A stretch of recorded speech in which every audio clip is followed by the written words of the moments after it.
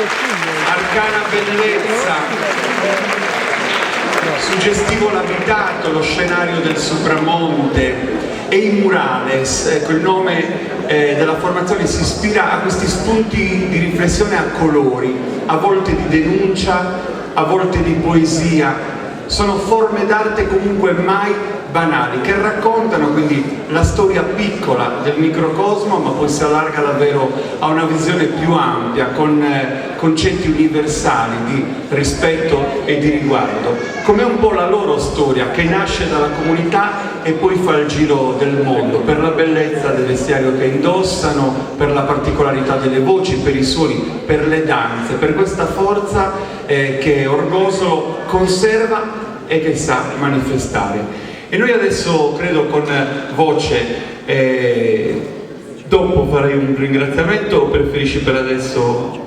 Facciamo dopo. Allora, apriamoci al ballo. Che cosa avete scelto di ballare? Passo Torrau e Ballo Tundu Orgolesu. Tra l'altro c'è questa introduzione particolare che anche con l'armonica a bocca un po' riporta quell'introduzione del canto a tenore che lui ha adattato per questa occasione. Un applauso agli amici di Orgosolo, gruppo Forte Murales.